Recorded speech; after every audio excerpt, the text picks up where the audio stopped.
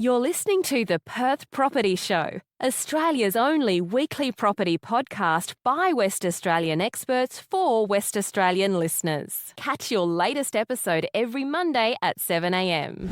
Good morning, everyone. Welcome to the Perth Property Show. My name's Trent Fleskins, your host as always. This week, we are going back to our roots of suburb spotlights. We haven't done it in a while, but we're getting a lot of people requesting us to have a chat to some local real estate agents that are leading the pack, just to talk shop about what's going on in their suburbs, what's selling, what's not, who's selling, who's buying, where the price points are at, and get a bit more of a grasp of where the market's moving across Perth right now. So I thought I would start in a place where we haven't really spent a lot of time in nearly 300 episodes on the Perth Property Show, and that's the Northern Beaches. Now, you might hear that word bandied around in Sydney, Northern Beaches. We're going to coin that in Western Australia as well. We're going to talk about Callaroo all the way up to Burns Beach today, and there's one guy I want to talk to discuss these suburbs. He's been around for a while. He certainly sells a lot of high quality product in that area.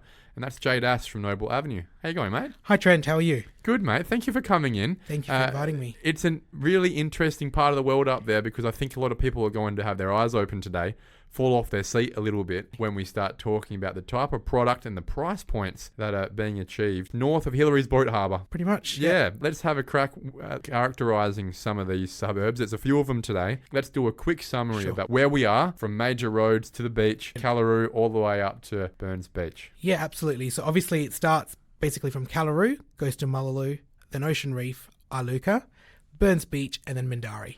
That's pretty much the artery that goes down. Whitfords Ave is probably your main exit from the freeway. It's about 20 minutes away from the city, and then you go a little bit further and it comes to about 30 minutes away from the CBD. Now, very close to beaches. It's got great amenities, great shopping centres, close to Joondalup, which is almost a hub in its own.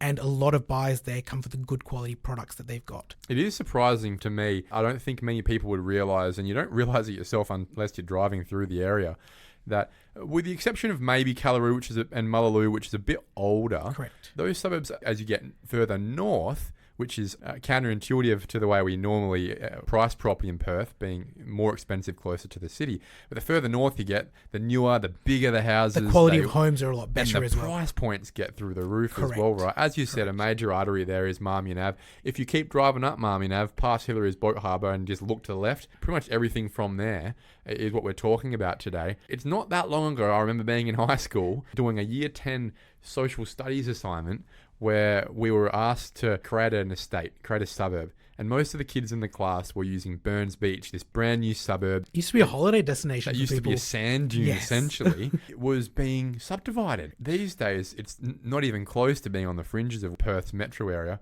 It certainly is right in the thick of things for someone whose life is Joondalup-centric, isn't it? Correct.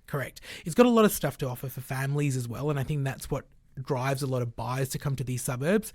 Your blocks are a lot bigger, obviously, in the older suburbs like Callaroo and Mullaloo, but the quality of homes that when you go a little bit further north, they get bigger. How big are the blocks? Callaroo and Mullaloo are probably in your thousands, 800 to 1,000 square meters. Iluka probably generates around anywhere from about 500 to about, at the push, 800, but the houses are bigger generally. So you've got the big family homes with the 5 bedrooms, 3 bathrooms, the study, the pool, every single bells and whistles that have actually been put on there. It feels like a golden age that some of these houses were built, especially in Iluka and Burns Beach, early 2000s. Correct. Massive homes, not really a lot of restrictions on things like overshadowing, overlooking, environmental side. There's some big homes that were probably built at, I'd say, half the price they would be built today. Absolutely. Replacement cost, I think, at the moment to try and build some of these homes is just next level to what they bought it for. I was looking a couple of days ago, the cheapest block that was sold in Iluka in 94 was $71,000. And that was for a 737 square meter block. $100 a square. Literally. And you're not going to be able to get anything there, not even a bedroom in Iluka for that at the moment. And Iluka first started in 1994, and then the releases just happened over time. And then as you get closer to the ocean up the front, that's where all the big mansions start coming into play. And those mansions are just starting to get so much interest from buyers.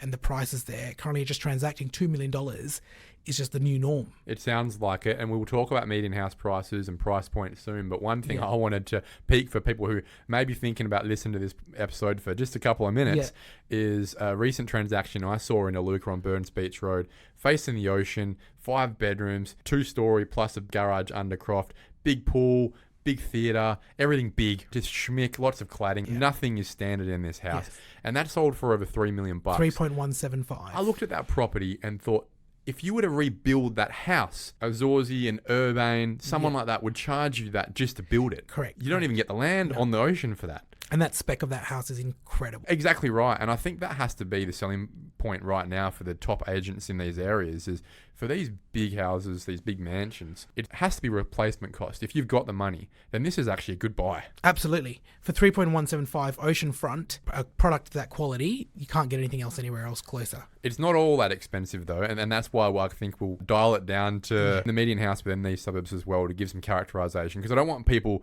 coming out of this episode today feeling totally deflated, but I think they still will be surprised about what a standard 4x2 single story house away from the ocean costs in most of these suburbs these days. So quickly, I think we'll go from least expensive to most. It'd probably sit around Callaroo and Mullaloo in these, wouldn't it? Correct. So I still think you can get entry-level products in these two suburbs in the 9s, and you're getting a decent product. It probably would need a little bit of updating doing to it, but there's still value to be had. Original house, the phase brick, house, correct, but still have the high ceilings. It might not have the 2-car enclosed garage or any of those sort of things, but proximity to a lot of amenities is still really good. Great location for schools, walking distance to the beach, so it's still affordable for a lot of people, especially when buyers are wanting to upgrade at the moment. That's right. And I remember it was only, like most product, to be frank, 5 years ago before COVID, that those standard houses were probably transacting in your 600s. I remember buying one of the rarer triplex blocks in Callaroo on 950 squares near the school there for I think $670,000.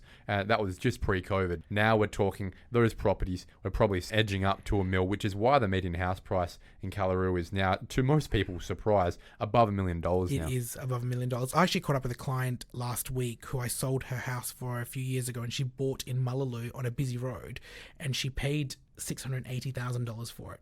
Done a couple of bits to it. She's updated the bathrooms. The kitchen's still original, changed the floors, a lot of cosmetic improvements, and she's thinking of selling it. And I said, look, we'll probably be pitching it around the 1.3s at the moment. Yeah, well, that would be around where the median is, 1.25 right now. Correct. So would you say that was a median house? Very median house. Yeah, perfect to characterize that. And this is the thing that starts to surprise people. Callaroo's, in the last 12 months, according to RE, we've seen sales growth of 37%. Now, when we're talking about numbers like that, you usually would be considering right now the more affordable suburbs in Perth, in your cities of Armidale, Rockingham, Kwinana. People generally at the moment have been limited in affordability in these 7-figure price points. But to 37% sales growth in the median house price in Callaroo is why most people will be going, hang on a sec, since when was Callaroo in the $1 million club? Yeah. We start to build that up to Mullaloo. Remember very specifically buying a house on Dampier Drive there for a client. I think we paid $770 for it in January 2021. By a year from now, it had already been valued at $1 million. The median house price in Mullaloo at 1.12. And again, a little bit surprising, most people wouldn't characterize Mullaloo as a $1 million suburb club. No. But again, 24% sales growth here. So what it shows is so many people flying to quality and flying to replacement value. These suburbs are having big houses. People are recognizing it's not just the land here. It's, I can't build this again for this price. Correct. And the bigger the houses get in these suburbs, the more likely we've seen sales growth happen simply as a reflection of replacement costs. Absolutely. And a lot of people you'll notice as well, because it's so hard to get land in these suburbs, they've bought these older houses and they're just extending them, or they're just actually improving these exact properties that they're currently living in, because it is the locations where it is. One thing that starts to surprise me, and this is where it starts to really get to the heart of where you sell around that Iluka, Mindarie, Ocean Reef, Burns Beach area, is Mindarie's median house price starts to drop to about $970. It hasn't hit the $1 million club yet. Sales growth of about 13%. I'm a little bit surprised by that, given the fact it's got some upgrades going on in its marina and given its proximity to Ocean Reef, which is going to have its new marina there. And similarly, Ocean Reef's sales growth only 11%. When you think about why people move to different suburbs and move out of different suburbs, for me, one of the biggest reasons you would move to Ocean Reef over Callaroo is simply because it's improving amenity. It's got the new marina going on in here. And the high school. The high school's very sought after. Exactly right. Yep. Why are people flocking to Callaroo, Mullaloo, and we'll speak soon more to Iluka and Burns Beach than to what is actually a little bit cheaper, your Ocean Reef and Mindarie? So I think Callaroo, Mullaloo is still the proximity to Hillary's. Hillary's boat Harbour at the moment is still seen as quite a bit of a hub, and I think those suburbs there have easy access to it, and Callaroo and Mullaloo pretty much just border it from each other as well. And I think Callaroo, the North Shore estate up the front, is a lot more popular with a lot of buyers. The houses there are bigger. They're probably similar quality homes to what I would find a little bit further north, but older. And I think that's what that appeal to Callaroo is. Ocean Reef, again, Is it a little bit lower socioeconomic, even though it's not low? it's not low, but I think there's probably a little bit more rentals Yep. in Ocean Reef than there would be. And Ocean Reef is quite a big suburb, whereas Callaroo is seen as quite a smaller suburb. Well, no, it's a good point, because one of the anomalies across these suburbs is that whilst most have seen massive median rental price growth, Ocean Reef's actually seen a little bit of a pullback of 5% over the last 12 months, which might indicate just a little bit more stock than other places, or people starting to go, well, look, it's getting a bit expensive here. I could be somewhere else for this price. Well, a lot of buyers that I'm starting to see at the top end of Iluka usually start their search in Ocean Reef, and then they go, look, if this is what we're getting in Ocean Reef for this sort of dollars, why don't we just try and venture to the next suburb? And they end up buying a newer product. Well, let's talk about Iluka. I've got family that live there, so I'm there a little bit more than often. Yes. The houses there, it seems, when you get to Iluka and Burns Beach, it's as if, and I mean, it is the fact, that when it was first subdivided, there was restricted covenants put in place that said you essentially must build sexy big homes. That was how it was, wasn't it? Correct. The covenants are still on all of the titles. Yeah. So every They're single a pain title, in the ass when you're refinancing them. it is, and every time I sell a property, the buyers look at the contract and the title, and I'm spending 10 minutes explaining to them what it actually means. There's so many things on there they have to do. Well, give us some history about it. So basically, the benefits and the burden is they look after the community. If you drive through Iluka compared to, say, Ocean Reef or Callaroo, everyone's gardens look very nice. Everyone's got street appeal in Iluka. And it's one of those things that I think the covenants have helped. And I think having the Beaumaris Beach Homeowners Associations obviously helped there as well, because they literally go through the streets and see how people's houses are looking. And it's helped the community, and it's actually helped the house prices as well. Oh, it's kept a very high standard. It reminds me a little bit of Connolly in that the suburbs around it and closer to the city from it, lower median house price, lower quality, they're not looked after as well. Yeah. You go into Connolly, Golf Estate, that sort of area, and you go, geez, this place is nicer. How'd that happen? Similar to Iluka. Everyone seems to be just at a higher standard of upkeep, but also just general house size and quality in the first place. Correct. And the demographic of buyers that buy in Iluka generally are your second or third homeowners.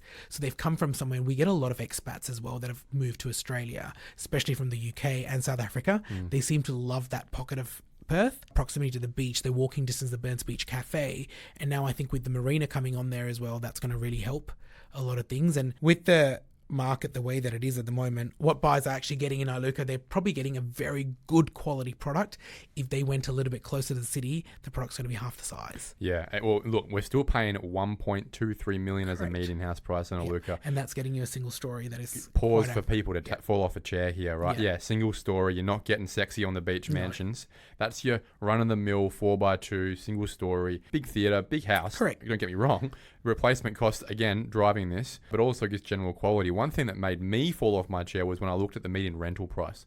$1,300 a week. Jay, I'm not getting that from the rental I've got on a quarter acre in Nedlands. What is going on? It's the schools. So the schools, a lot of people that are renting in those areas generally can't find something. They want to live in those areas, and they're quite happy to compromise on not buying and paying these exorbitant rents. Who can afford this? People, yeah. The rentals are just through the roof at the moment. Wow. The rentals are just through the roof. Even home opens are very busy at the moment. Well, home open numbers are absolutely through the roof at the moment. So to give you a bit of an idea, 12 months ago or even 18 months ago, to get something decent in Iluka, and I don't mean one of those sexy mansions that you say, you're probably looking at around one and a half.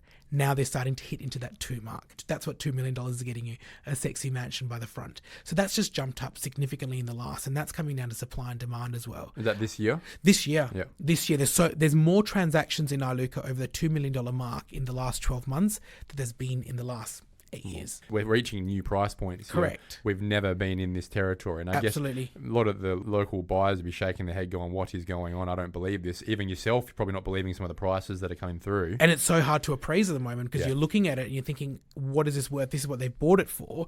How much has the market gone up by? But then the buyers are coming in and giving you a different sort of figure.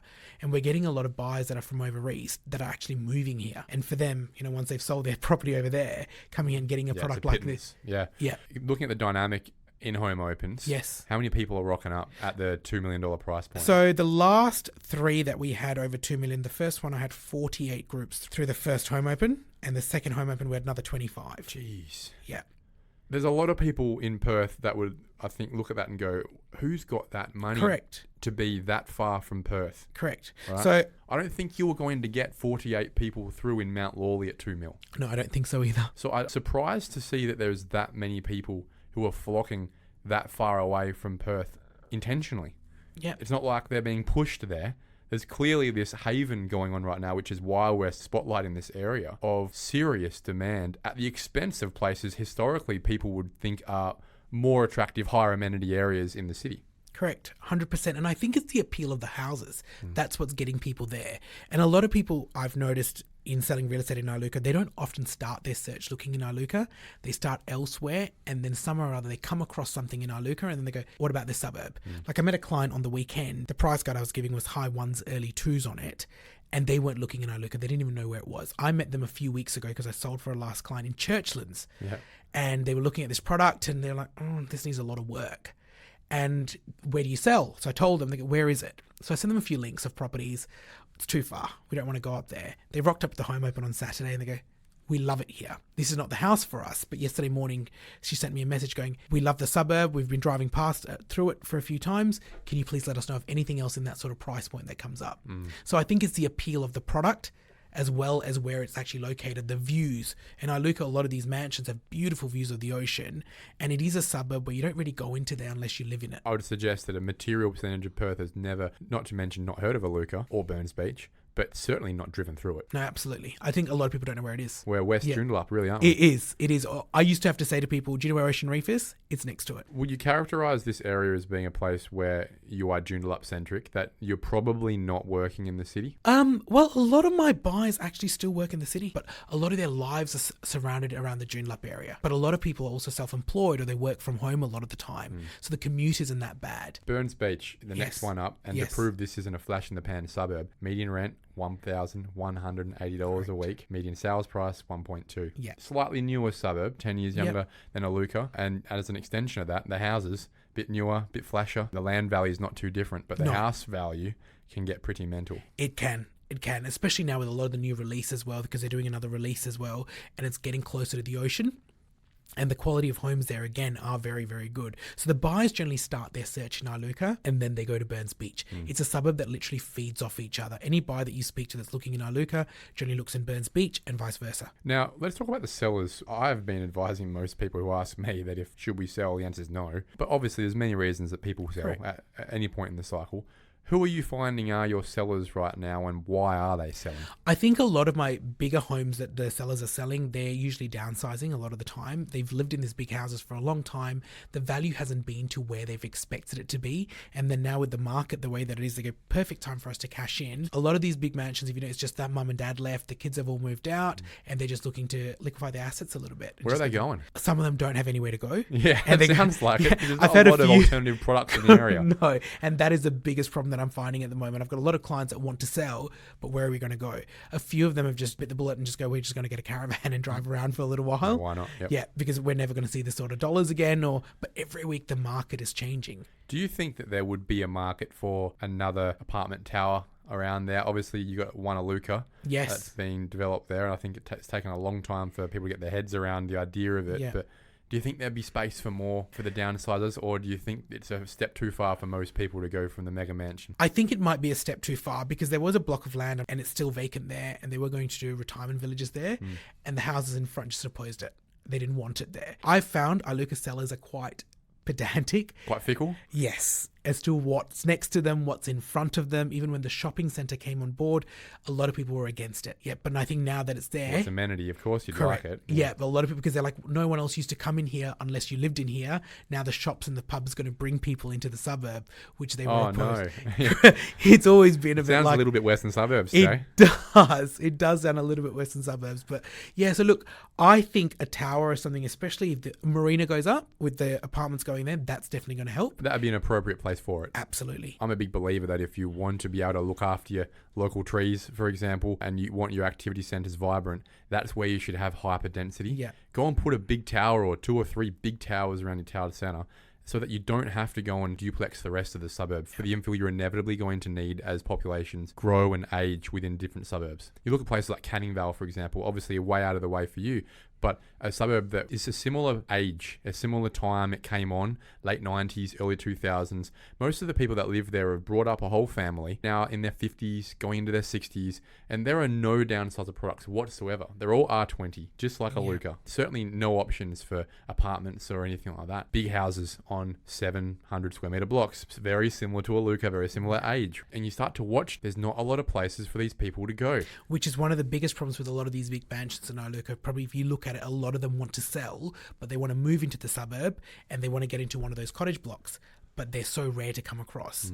And those prices for the cottage blocks, they're over $1 million now. They're over 1.1 just to get a 300 square meter block with a 3x2. The sort of place you'd see at the low end of Ellenbrook. Correct. Pretty much exactly one of those Ellenbrook or even the back of Banksia Grove. Yep. Those sort of houses, the cookie cutter ones, and they're going for over 1.1.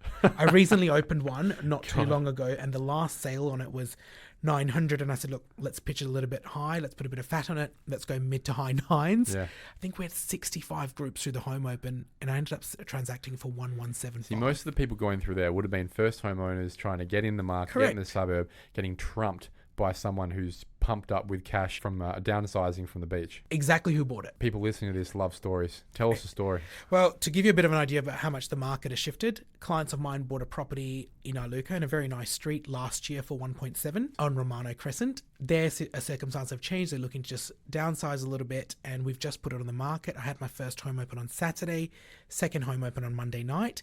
The property has just transacted this morning just over the 2 mark. Yeah. And that's in a span of less than 12 months. 20% growth. Correct. Same house. Same house. Nothing's changed. That's a really good indicator, I think, for clearly the Perth market as a median house price in a much more affordable space has grown and is growing 20% a year right now.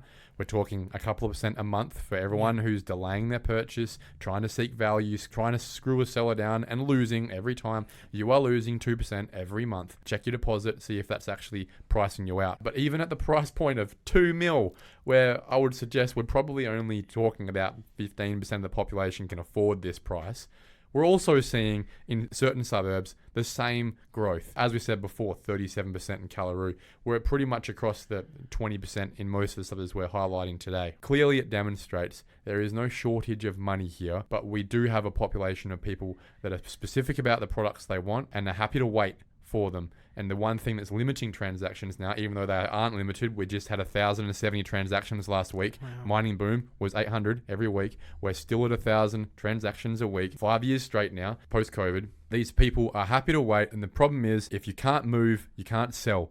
So they're sitting there waiting for these good products to come up. The second they do, bang, I'll pay 20% more than asking price. Absolutely, because they're getting more for theirs. And a lot of people in these sort of suburbs, if you look at them, they generally live in these suburbs. They're not coming from far away, especially upgrading. Most of my upgraders in Iluka come from Iluka. So if I look at all my transactions over the 2 mil in the last few months in Iluka, every single one of those buyers actually live in the suburb, and I've ended up selling their houses in order for them to move to the next stage. Sounds like big mortgages. And that's the thing that surprises me, that whilst I've witnessed and have no queries about the efficacy of the market at below $1 million, it was interesting for me to ask you about price points above the $1 million space, where I would suggest that and I've seen, especially in places like Wembley, Floreat, West Leederville, a lot of people who 4 years ago were jumping in are just priced out now. And a lot of people who have jumped in, given interest rate rises, couldn't rebuy. They wouldn't be able to buy the thing they've bought, even at the price they paid for it 4 years ago, simply because the banks wouldn't give them the money.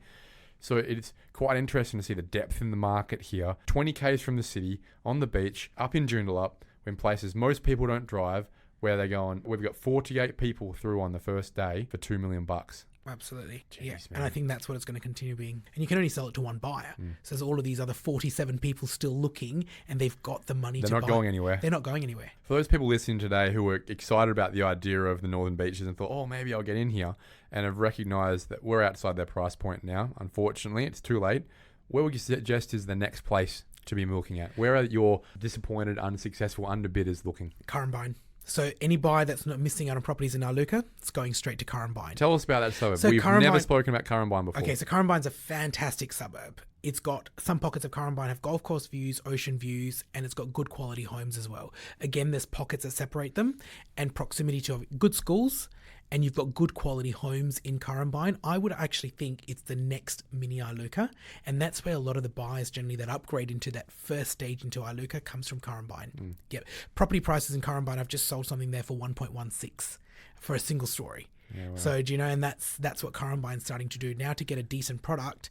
over there, you're looking into mid-8s to mid-9s for something that's quite decent but not flashy. What are you entering in at? What price point? The lowest sale price in Currumbine for a product probably at the moment for something that needs a lot of work is looking close to 800. But that's a good suburb to look in, and I think you've got good quality homes in there. Same with Connolly and Kinross on the other side. They're quite good. It's literally like a triangle if you look at it on the map.